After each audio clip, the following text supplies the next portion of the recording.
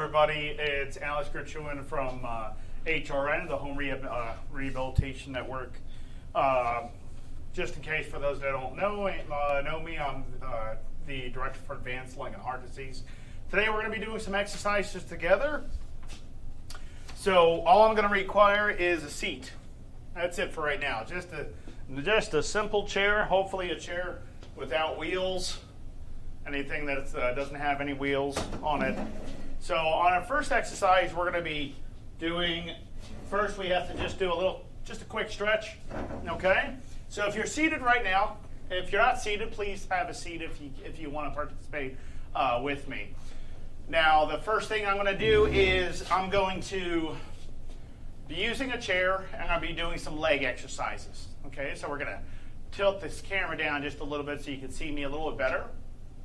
Okay? All right. First thing is we want to also talk about how out of breath do we feel right now? Do we feel a little winded or is our lungs a little stiff this morning? So let's go ahead and do a quick lung stretch really fast, and let's also add some other stretches to this. So go ahead and sit up nice and straight. Take a deep breath in. Exhale. Then take another deep breath in. Hold and twist, 90 degrees. If you can try to turn 90 degrees and hold that position, then exhale coming back up. Let's repeat to the other side. Take another deep breath in. Pull your chest up. Hold.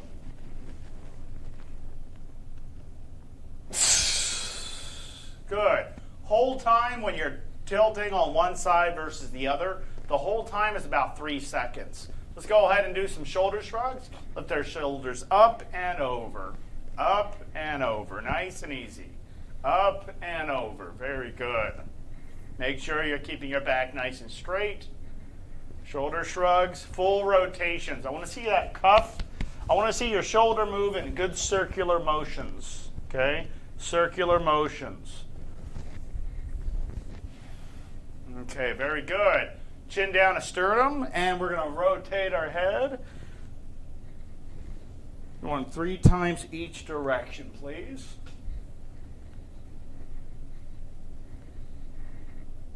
Good. All right. Let's go ahead and shake loose. Okay. All right. Next, hands and arms all the way out. Let's do small circles first.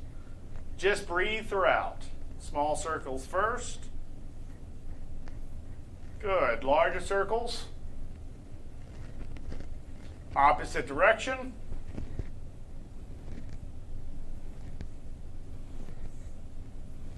Good. Let's go ahead and cross our leg really quick. Bring the knee up.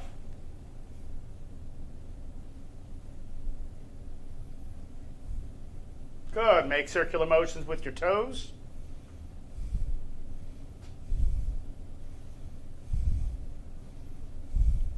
Hands underneath your leg, toes pointed towards you.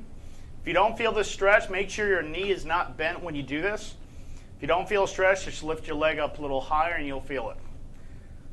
Just hold that position.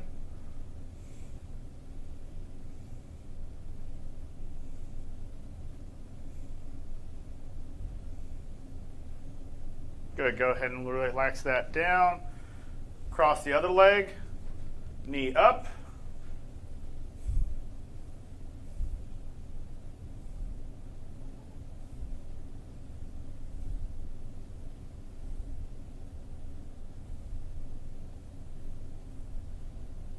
Make circular motions with your toes.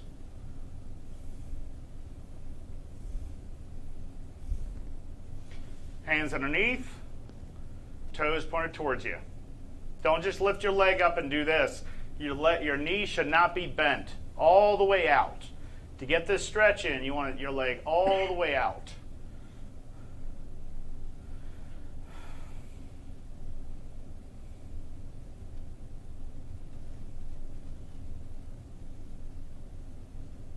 Okay, go ahead and relax. Let's go ahead and pull our legs open. Force them open, just pull them open. Remember, using your arms to pull open your legs.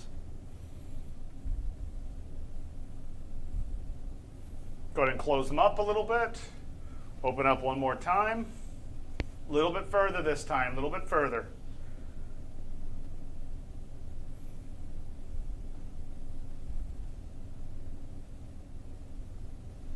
Good.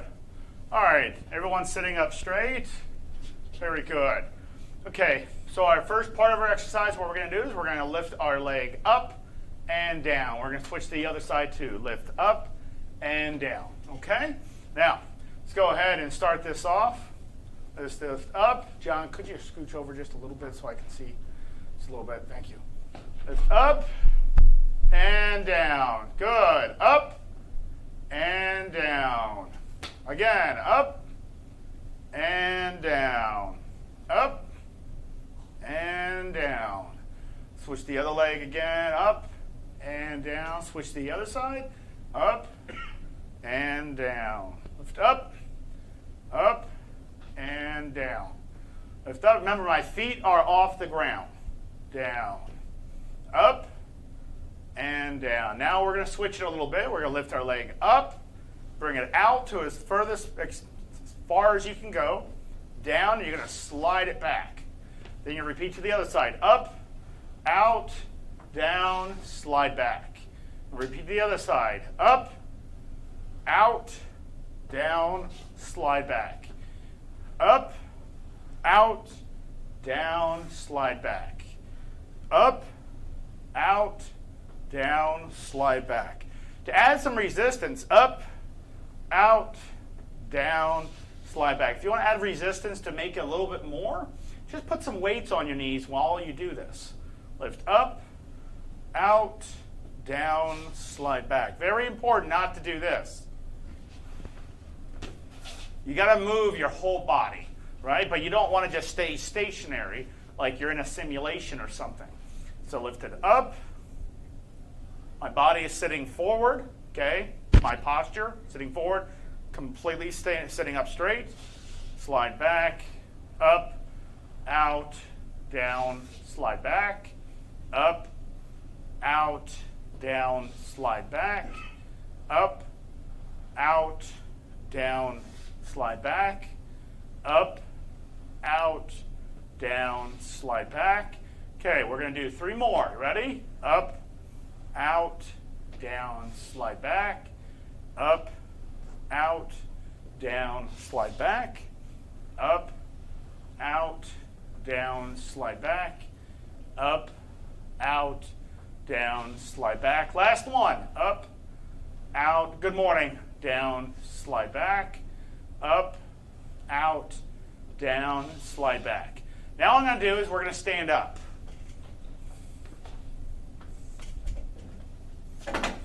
Okay. Now I'm going to put my hands on my hip. What I'm going to do is I'm going to make pelvic motions. I'm going to turn kind of like I'm doing a hula hoop. Okay? Around, over, and back. That's it. Circular motions with your hips. When I dip, you dip, we dip. Remember that song? All right. Switch to the other side. Good. Circular motions with your hips. I know it might look silly, but just this is what actually helps quite a bit, especially when you have hip problems, and spine problems, especially that lumbar spine. Good morning, Jackie. Mine tends to be a little sore when I work out. Like last night I did tennis, and it's been a bit. I think it's been a year since I played tennis, but man, it's always a good idea to stretch before and after any exercise. Okay, so I'll shake it up loose, nice and loose, good. Okay, I'm going to stand right behind my chair. I'm going to and I don't have to, just in case if you have balance issues, use a chair. So what I'm going to do is I'm going to put both hands on my hip, and then I'm going to lift with my calves. Ready? Let's lift up and down. If you have balance issues, just hold on to a chair while you're doing that. And down. Lift up and down. Up and down. Up and down. Lift up.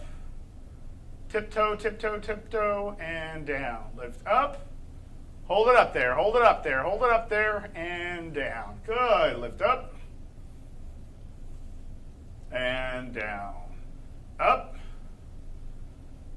and down. Very good. Feet shoulder width apart. Okay, we're going to go down 6 to 7 inches, not 67 inches. Go down a little bit. Down, inhale. Up, exhale. Ready? Let's try this again. Down, breathe in. Up, breathe out. Down, smell the flowers. Put out the fire with your lips. Down, inhale. Up, exhale. Try not to hold your breath as I see some people do Valsalva maneuvers. They'll go down, they'll like, oh, as they come up, they'll strain really bad. Don't do anything like that. Just breathe throughout, but make sure when you go down, you breathe in. When you come back up, you exhale. Down, inhale. Up, exhale. You're only going down 6 to 7 inches. Don't go all the way down yet. Okay, this is just because we have sometimes, some people have a hard time breathing, working out their legs like this. If they try to go all the way down and up, it might be really tough, especially if those legs are very weak. So let's make sure we're doing this correctly, but stay within your safe zone for right now. Down, inhale, up, exhale. Down, inhale, up, exhale. Good. Down, breathe in. Fill up some air in those lungs. Up, exhale. Down, inhale, up, exhale. Good. Down, inhale, up, exhale. Let's bring our feet a little bit further apart. I'm going to lean to one side, hold, come up to the other side, and hold. Come up to the other side. Right now I'm going my left side. Now I'm going over to my right. Come back over, down, inhale, up, exhale, transition to the other side. Up and over. Good. Up and over. Good. Most of you, or some people, will do this while they're doing that. Right after the... If you are that person, you are not breathing the way I'm asking you to breathe. You want to fill up your lungs a little bit more. If you're holding your breath or you're only initiating your breath when you feel like you're out of breath, worst thing you could ever do. Don't initiate your breath when you're feeling completely out of breath. Do it brief. Be preventative. Start breathing throughout the exercise in the first beginning of your exercise, not when you start feeling out of breath. Like some people, they'll start exercising. They're not really breathing. They're just exercising. And once they start feeling their work of breathing increasing, they'll start breathing the right way, or try to. Instead of that, why not start breathing the right way so when 2-3 minutes in the exercise begins, like when I start feeling that work of breathing going up higher, it won't be as labored as it would before. As long as you're breathing the right way with the exercise. Anytime we strain a muscle, lift that muscle, we breathe what? In or out. We strain a muscle, we breathe out. We relax a muscle, we breathe in. So that means if I'm going down, I'm relaxing my quads. Coming up, I'm exhaling because now I'm straining those muscles. I'm using them as I come up. Down, inhale, up, exhale. Lifting a weight with my arms, down, inhale, up, exhale. Okay? Just make sure we're breathing the right way with an exercise before you start. Now, remember, if I don't feel comfortable, I'm not sure what he's going to do with me, things like that, there's nothing wrong with that. That's anticipation. That's just intelligence. So using that to your advantage, if you anticipate you're going to be out of breath or you anticipate you're not sure if this is a good exercise for you, step back and watch what I'm doing first before you participate. If you have questions, please consult with your doctor at any time. I am a licensed clinician. Of course, people that know me very well, I've been doing this for many years. But I work specifically with advanced and lung and heart disease people with advanced stages. Okay. Now, question here. Is it normal for someone to suffer from post-hospital syndrome? And what is post-hospital syndrome? Okay, so what is it? PHS, or post-hospital syndrome, is a common condition that affects many people after hospitalization. It is a constellation of symptoms that can include fatigue, confusion, difficulty sleeping, anxiety, depression, and it can be caused by key stressors present in hospitals, such as sleep deprivation, a loud machine sounding off, in the distance, early constant vital check by nurses coming in the middle of the night. Yale cardiologist Harlan Crummels, I do apologize if I mispronounced that doctor's name at Yale. At the time of discharge, the physiological systems are impaired. Physiological reserves are depleted, and the body cannot effectively avoid or mitigate health threats. So how do we cope with this? And I'll explain this a little more in further detail, except for all this, besides this. So how to cope. According to the American Heart Association, having a plan in place for post-hospital recovery, I'll repeat that, post-hospital recovery can help reduce stress and improve outcomes for patients. This plan should include specific goals such as physical activity levels, current and goals, right? Dietary changes, medication management, keeping track of any follow-up appointments that you need to schedule with your doctor or healthcare provider, as well as keep a record of any potential complications your doctor or physician mentions. I knew the sneeze was coming up. I already knew it was coming up. I was trying to stop it, but it didn't work. Okay. As well as keep a record of any potential complications your doctor or physician mentioned you may experience during your recovery journey. So, what does this mean? You go into a hospital, and let's say you go into the emergency room, and you're admitted into that hospital. Recovering post-op or post-recovery from a hospital can be a little, especially if you're in the hospital for some time, you might be used to being woken up every hour just to do a vital check. So when you're going home, it can lead to a lot of stress going home because you were handling for 6 months, 4 months at the hospital a certain way. People were waking up at a certain time of day, and then it was very, it just was very stressful to my body. I'm not used to that, let's say. So when you're going home, making out a plan before you go home would actually be the best thing you could do. If you are only capable of walking a certain amount of distance, according to the 6-minute walk test or something like that, write that down, what you're currently at, and what your goals want to be, what your goals are. When you go home, and let's say you have new medications your doctor has given you, or their attending doctor gave you because you came in, let's say, with pneumonia, writing those down and just look at contraindications and symptoms. So when you're taking those medications at home, you'll realize that your condition is not getting worse. It's part of the symptoms of those medications, the new medications that you got. It could be things like that. Talking and communicating with your healthcare provider before that attending physician or your pharmacist, just talking about exactly, hey, I usually wake up here, I usually eat this and that, and is there something specific you want me to do different? Is there things I should stay away from? Just open communicate with your healthcare provider, especially in the emergency room, would be one of the best plans you can do, and it does less the stress.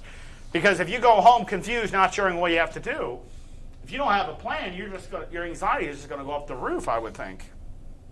So, now let's go over some of these questions really quick. Let's go over some of these questions. Does everyone understand about the post-hospital, on recovery, post-hospital? So, when people tend to leave the hospital, they go home and go right back to their old routine.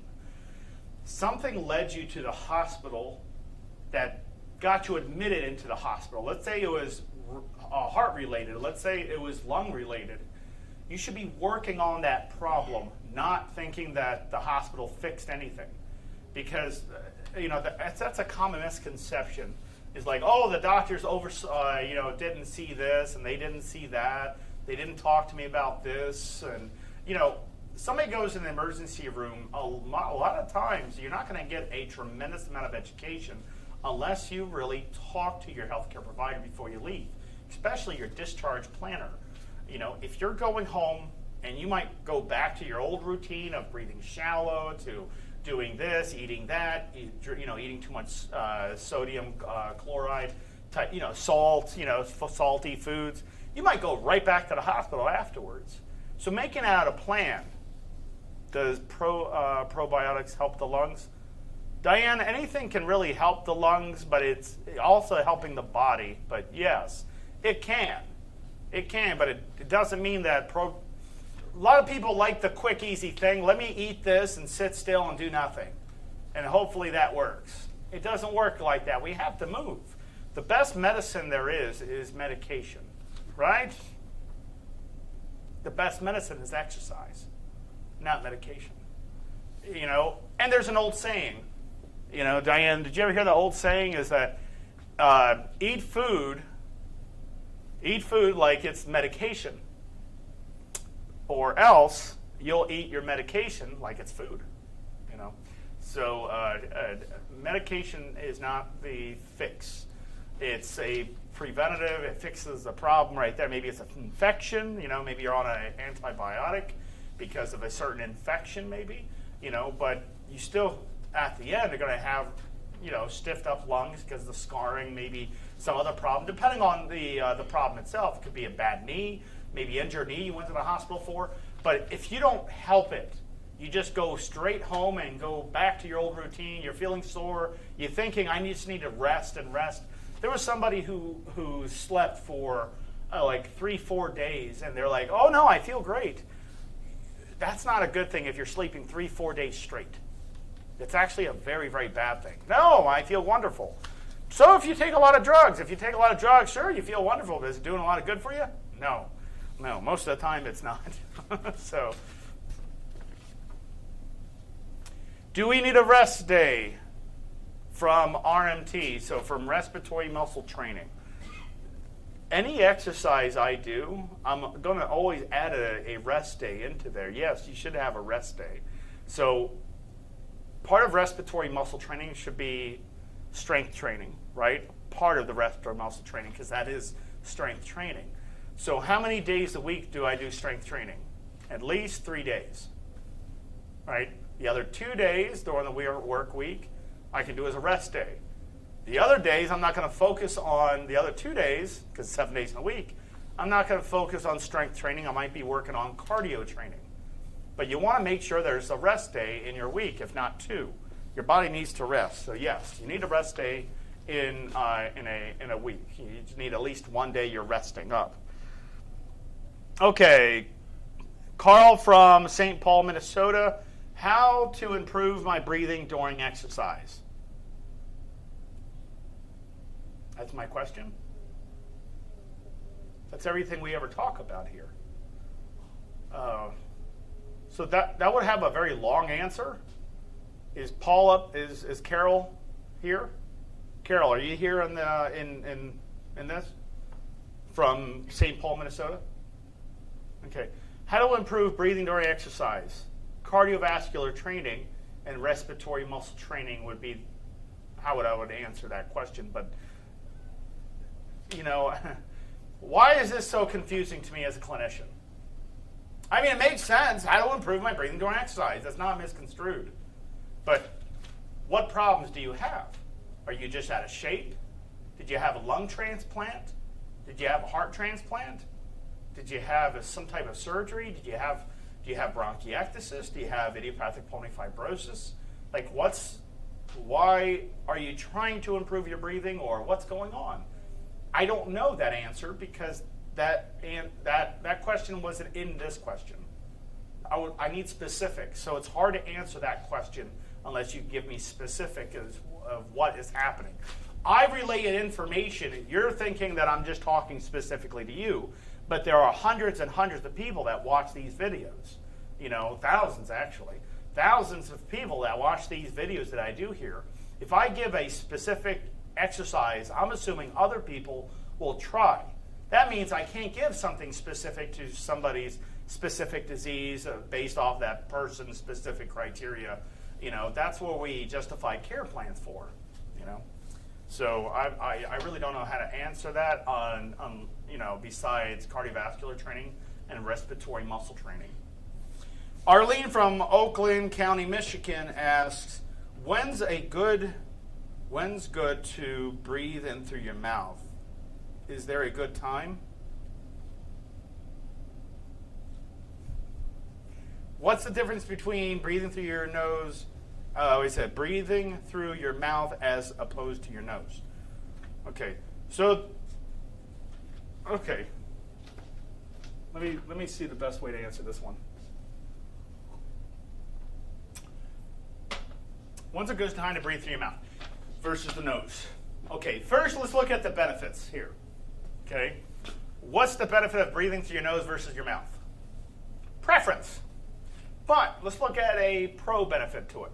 Breathing through your nose is very vascular. So if you breathe in through your nose, it's going to moisturize more than your mouth. Your mouth will produce some moisture, but not a lot. Your nose will produce the most amount of moisture. Okay, so meaning if I breathe into my nose, the air that I bring in will be humidified for my lungs, so it's not going to shock my lungs. You know, if I breathe in through the mouth, you know, that's fine. It just won't be a lot of moisture, but that doesn't mean it's going to hurt you. So animals, and we're animals, if you don't realize that. Human beings are animals, right? So animals tend to go to the path of less resistance. So let's say I have a lot of brush and there's a trail. Most animals will go to the path of less resistance, go through the trail that doesn't have all this brush that you have to push yourself through. Okay, so what I'm saying is that let's say I'm exercising and I'm trying to breathe in through my nose and out through my mouth. It's getting more difficult to breathe in through my nose because of the resistance. So the path of less resistance is my body's going to want me to convert from nose breathing to mouth breathing because it's faster. It's not a lot of resistance. So I can easily breathe in through my mouth. Okay? So is there a good time? Whenever you feel like it. Okay? There's no right or wrong way as you know, if I'm not breathing through my nose, I must be breathing the wrong way. That's not how it works. It's based off of preference. The point is to breathe is to get air into the lungs, get oxygen into the blood, get CO2 to get pulled out or other gases. Okay? That's the benefit of breathing. You know, it's what keeps you alive, right? Because if you're not breathing, you're dead, right? That's just how it works. I'm wondering about a rest day from using a Delta V. Yes, rest days Delta V is a respiratory muscle trainer. The product is a Delta V. You know, you can look at the breather, you can look at this or that. Still, if you're doing strength training, and respiratory muscle training is strength training, but for your lungs, you still need a break. There's nothing wrong with having a 3-day break period. You know, maybe a 2-day break period, maybe 1-day break, you know, but it depends on you. So let's say if I'm exercising my respiratory muscles and I'm getting a little sore, I want to make sure that I give plenty of nutrition for those muscles that are sore, like plenty of protein, plenty of calories. But I also want to stretch those lungs out because if they're sore, like if my arm's sore, I'm going to stretch the arm out, right? Same thing with the lungs. If your lungs are not necessarily your lungs are sore, but the muscles responsible for opening up your lungs, your diaphragm and your intercostal muscles, that's internal and external intercostal muscles. If they're sore, then there's nothing wrong with giving it a break. You know, it's very common to get sore with a respiratory muscle trainer because you're using muscle and strengthening those muscles you probably haven't worked out for a long, long time, if at all. You know, so we have to strengthen those up. So yes, giving a rest break is a very good idea. 2-3 days rest time, then slowly decrease it if you can, unless you're still sore. If somebody's sore, what does that mean? Muscles break. You have a muscle fiber. When you work it out, this is how a muscle builds. For those that don't know how a muscle builds in a body, the muscle fiber breaks. That's nothing wrong. It's not breaking completely off. This is one fiber out of 300 million of them. You're talking about fibers break, and then they overlap each other, and as they overlap more and more, the muscle gets bigger in diameter, gets stronger, okay? So it gets bigger when a muscle breaks. That breaking causes lactic acid. The lactic acid buffers out in the blood as CO2. CO2 causes the work of breathing. So when your muscles are sore, it's because, yes, you are working them out, and they're building. So how do you help a weak muscle build faster? Give it plenty of protein. If you're sitting down, all you're doing is eating protein and eating calories, just to increase your calories, you're not going to do yourself any good. You want to be able to work out. So like, let's say I worked out yesterday and I'm a little sore. I'm going to try to do a little workout today on the sore muscles that I have. Okay, or else it turns into, I start developing atrophy and my muscles start stiffening up. After they break, they kind of solidify a little bit. So I want to stretch them out, making sure full range of motion is happening. There were some people that worked out like this, where they grabbed the weight and they were doing things like this, lifting it partially, okay? And they've always been doing that. And then when somebody asked them, lift it over their head, they're like, we can't. This happens. They can't lift it. Why not? Because they were training the muscles from here to here, not from here all the way up. They were training from here to here, so that's all their muscles are strong enough for that rotation. You have, there's these arm wrestlers that, they arm wrestle, of course, but some of them can't move their arm past this far. They can't because they solidify their arm because they were constantly damaging their arm as they're doing arm wrestling. And now they walk like this. Some of them walk like this, some of them walk like this, because they don't have the ability to extend their arm all the way because they were training their muscles to only go from here to here using weights or a pulley system to gain more strength for arm wrestling. Any muscle, and these are athletes, any muscle you work out, you have to make sure that it's getting plenty of nutrients and there's, you're giving it what it needs. Break time, stretches, I'll always never neglect stretches. Stretches to all sorts of things, but I hope that explains on exercise. You should always add a rest break to your exercises. Okay, Barbara from Cincinnati, Ohio asks, how does the program help someone with pulmonary fibrosis? So pulmonary fibrosis is like taking a lung or hair. Let me grab this really quick. Sorry, I didn't mean to come out of camera. Quick. So pretend this is one lung. Right now, if I inflate it, it fills up. Deflate it, deflates, right? If I put some rubber bands around here, one, probably wouldn't make that big of a difference. I can probably easily open it up. It adds a little resistance to it. But imagine putting 800 rubber bands surrounding it. It'll be harder, more dense. Pulmonary fibrosis is like that. You have a normal lung, and you have a lot of scarring, a lot of fibrosis, right? So you have a lot of scarring. And how do we fix that? If your lungs are stiff and hard to pull open, what do? What will we do inside the program to help this person?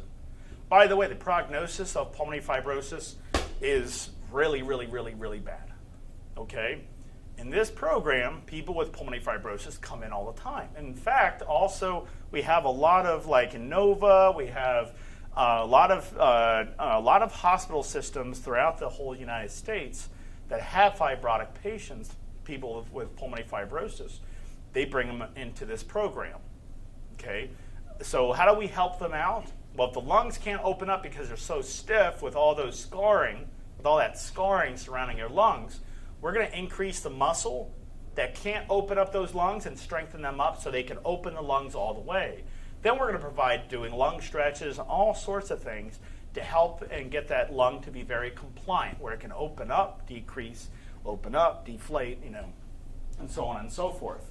So you're talking about stretching out the lungs, getting them to be more compliant, strengthening up the muscles responsible for opening up the lungs, cardiovascular activity, nutrition guidelines, all sorts of things. Of course, contraindications, what's allowed, what's not allowed, things like that. If you have more questions, please write them up in the comment section. I'll be happy to address them. All right, Linda from Colorado asks, let me repeat this. Linda from Colorado asks, I am trying to get used to high elevation. I moved to Colorado from California at a below sea level to a high elevation. I am on oxygen day and night now. Is there any hope for me? Why do people do that? everyone asks for hope, and I hope this happens. I hope I'm going to be okay. Why does everybody do that? You know, there was a lot of data based off of this. You take a child and just born, and they're growing up. Let's say they're at least 5 years old. Let's just pretend 5 years old, and you tell that child they're not good enough. You're no good. You're stupid. You're nothing. Everything. Really horrible things. Okay, and you keep saying that to that child. That child in the future probably will be the most successful person you could ever possibly imagine, unless they took it really personally. Why do I say that? Because throughout their whole life, they're going to be doing nothing but trying to prove everybody that they're not dumb, that they're not, slow, that they're not this, they're not that, they're not useless. They're going to do everything in their power to constantly show everybody, including themselves, hey, that person doesn't know what you're talking about. That person, okay? And there's only two types of people you should trust. Okay? Yourself, and who's the other one? Why would you trust somebody you don't know? So, you should. What I'm trying to say is that, let's say you have a circle of friends or family members that you trust. Okay, would you allow anybody you don't know in that trust circle? Of course not, unless you get to know that person, right? We had an exercise today in our morning meeting. We had an exercise today, and I told all my staff members, look to your right, and I want you to name 5. I want you to describe 5 things about that person, and you're going to communicate, talk to. Excuse me. I'm sneezing because I had to do spring cleaning in my kids' room.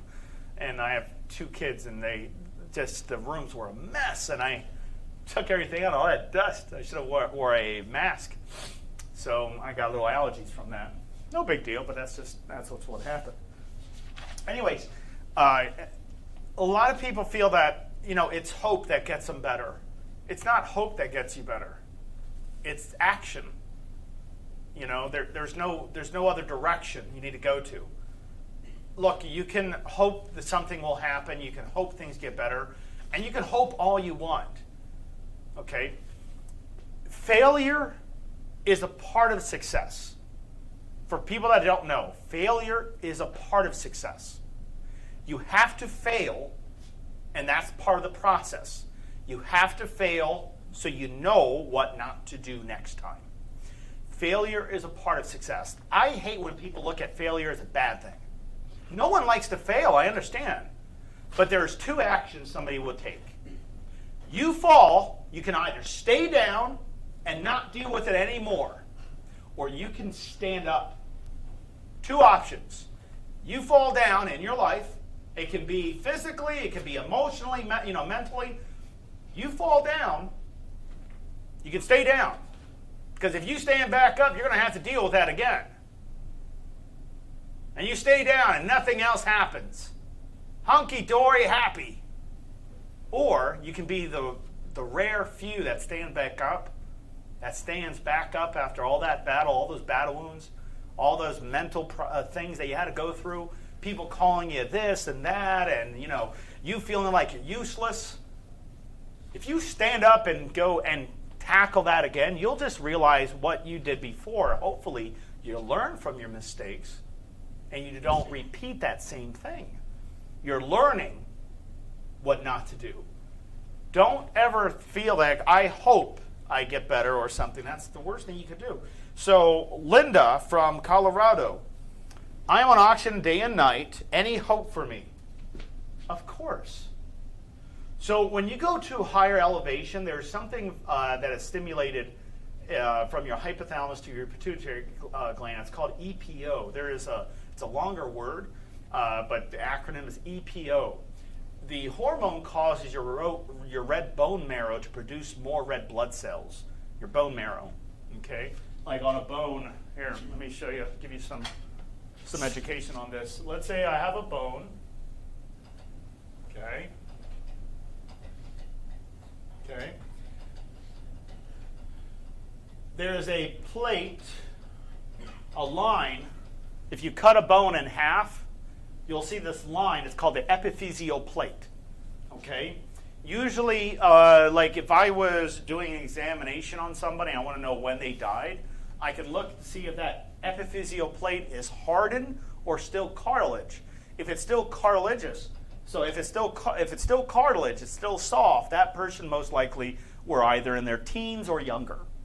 If it's dense and hard, okay, the epiphyseal plate is a little more dense and hard, then that person more likely was a mature person, right? Mature, like they're older, not like mature attitude-wise. Okay, so the spongy areas,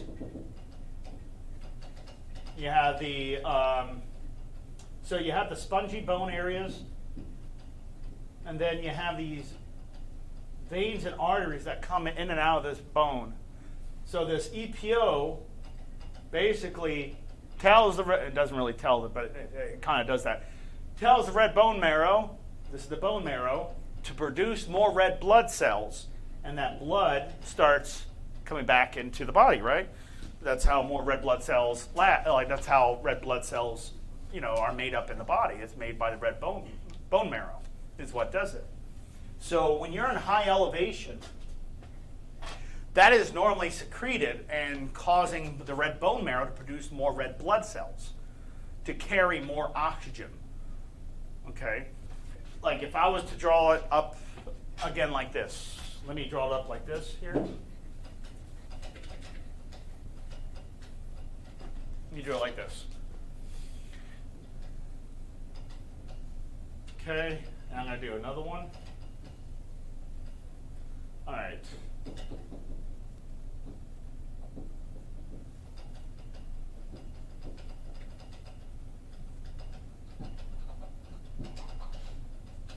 Okay. Let's say the person's pulse ox versus this pulse ox. Somebody at a higher elevation, let's say it's 100% saturated of oxygen. At least at sea level, let's say that's also 100% saturated of oxygen. And then we can add a heart rate if we want to. Let's say it's 70 beats per minute, and this is 70 beats per minute. The one with the lower elevation, all of these red blood cells, let's say, holds on to oxygen molecules. That means 100% of all the red blood cells in here have oxygen on them. Okay, 100%. A good quantity of them. Okay, and that's 100% with 2, 3, 4, 5, 6, 7, 8, 9, 10, 11, 12, 13, 14, 21. 21 dots. Versus higher elevation, the blood's going to be thicker. So you'll have a ton of red blood cells. A lot of them. And they too will also equal 100% saturated. Down here, not a lot of red blood cells as the one on the top. Though the equivalence is still 100%, they're all 100% saturated.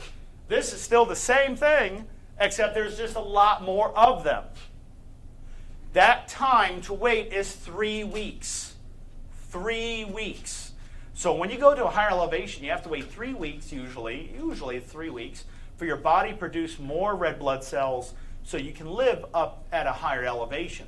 So a lot of people that are athletes will tend to exercise or train at a higher elevation, and when it comes to rest day, like the time they have to actually race, on race day, not rest day.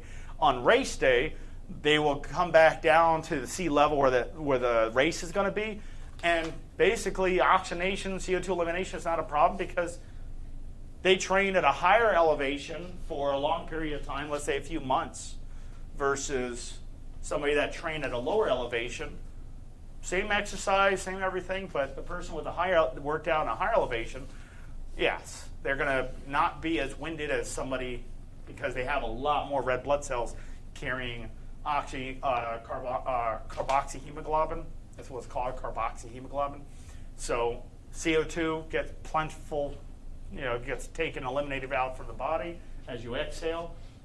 Down here on the sea level side, same thing, except there's not a lot of red blood cells to carry. So the person would have to probably breathe a lot more often than the person on the top. Okay, people do EPO doping. So there's a thing called EPO doping where they inject themselves with a certain needle that has this hormone, so they don't have to wait 3 weeks for it to be initiated. It is illegal to do, but there are athletes that have done that. But so is there hope for you? Yes, of course. But people are forgetting this major aspect in a rehab program. Let's say we get your lungs up to nearly 100%. Let's just say, okay, your lungs are functioning, they're compliant, you have good lung volumes, your pulmonary function scores all the way back up to above 80, let's say, you're doing well in lungs. Are you still going to be winded like before? You can be. Why? Because before, you got out of breath very quickly, so maybe you weren't working out very much because of that problem. So is it possible that after you fix up your lungs, you might still feel a little windedness? Feel being winded with activity? Of course, because you might be out of shape now. Your legs and muscles might be weak. So that's another problem. That's another situation. That's another problem. So just because you get your lungs all the way back up, you still have to concentrate on the cardiovascular activity of your exercises. Let's see, did I miss the answer to the elevation question? I'm wondering about flying. So flying is not a problem because they pressurize the cabin in the airplane. Okay, they pressurize the cabin in the airplane. I haven't flown anything. I am taking classes to fly. As you see, I have, where I train and stuff like that. So yeah, I'm trying to get my pilot license, but they pressurize the cabins. So when you go to high elevation, do you lack oxygen? No, you lack pressure. Okay, plenty of oxygen. You have a mountain, plenty of oxygen up there, not enough pressure. Okay, but you can't take nitrogen with you to increase the pressure. You got to take supplemental oxygen. So you can fly, that's fine. But if you went from sea level and you went up, let's say you're in Maryland, you're at sea level in Maryland, right? And let's say the elevation is 227. It could be directly at sea level if I'm at the beach or at the bay, but you're at sea level. You go in an airplane, you go all the way up. They pressurize the cabins before you take up, go all the way up. So they pressurize the cabins, so oxygenation should not be a problem still. Okay, can it drop still? Yeah, of course. But it shouldn't be that bad, right? Higher elevation, I go back down to sea level on the West Coast, let's say California. Will I have many problems with that? I should not have problems with that, but maybe your doctor, just for safety and comfort, because you might have anxiety, he or she might want you to take some supplemental oxygen with you on the airplane. There's nothing wrong with that. You can do that. Okay. But let's say you're at sea level and you're going to Colorado. Say it was Aspen, Colorado. Let's say it was in Utah, Salt Lake City, but Park City, Utah. Let's say you're going to Alaska. You're going to one of the highest peaks on Alaska. Let's say it was Denali Mountain. You're going all the way up there. Yes, of course. You have 3 weeks that it's going to be horrible for you for like a little bit, but it only lasts for 3 weeks. So you're at a high elevation. How can you increase your EPO? Exercise, but very, very, very light. Always. That will increase, get the hormones going, get them working and functioning. Because how do you travel oxygen in your blood? The heart has to push it through. So if you increase the speed of the production, of oxygen in your blood, if you increase the speed of it, then the nutrients go into the brain, heart, everything else, into augmentary system, everything. It's going to get its fair share of oxygen, even if you don't have your EPO fully stimulated yet, and there's not a lot of red blood, bone marrow in there. So I think it's decaliter. Yeah, it's deciliters. So anyways, but when they measure, like if you're at a higher elevation, they take some blood out. They can easily see if it's 1.34 deciliters, or if you'd probably use another type of analysis to determine how high your EPO is. If it's not high enough, then if your red bone marrow is not producing enough, they'll try to do something to help you with that. I hope that helps. All right, any other questions? We have about 11 minutes. Please share some questions. We have one more above that. Above that one. Above that one. How weak can you get if you are a senior citizen and still get back up like you're talking about? How weak can you get if you are a senior citizen? So you can't get weak because you're a senior citizen. I know some senior citizens that are 85 years old and they run marathons. I know some senior citizens that can deadlift 500 to 600 pounds. So if I'm old and I feel that that's the reason why I don't want to do things, that's an excuse. You know, even at an older age, you should still be able to do things that you still enjoy. There should be no limitations to that. Now, I always say there's no such thing as age, it's the mileage. You know, you can be 85 years old, 90 years old, but if you haven't done a lot, you're probably, just as good as you were when you were in 20s, maybe. Not talking about how you look, because as we get old, things tend to drag a little bit, right? But, age shouldn't be a reason why I should develop an excuse of not to exercise or I'm weak. So how I would answer this question, how weak can you get if you are a senior citizen? Anybody can get weak if they don't exercise, okay? And still get back up like you're talking about. Still get back up like you're talking about. So this is what I'm thinking in my head because the question was a little different for me. It's just confusing to me a little bit, just a little bit. I can see what you're trying to say, but let's look at it like this. Let's say I'm 70 years old, 80 years old, 85. Let's pick 85 again. 85 years old. I'm still exercising. I'm I'm exercising, walking for at least 30 minutes a day, or exercising, walking around the house. I put a pedometer on. I make sure I always go past, 1 or 2 miles per day. You're going to be doing pretty well in your older age, right? Okay. Now, let's say I'm 85 and I have a lot of heart and lung disease. Well, before I can start exercising like I used to, I got to get those organs to work better for me, right? Instead of against me, it feels like. Like my lungs sometimes feel like it's working against me. It's not really the case. It's just our body's communicating, we don't realize it's talking.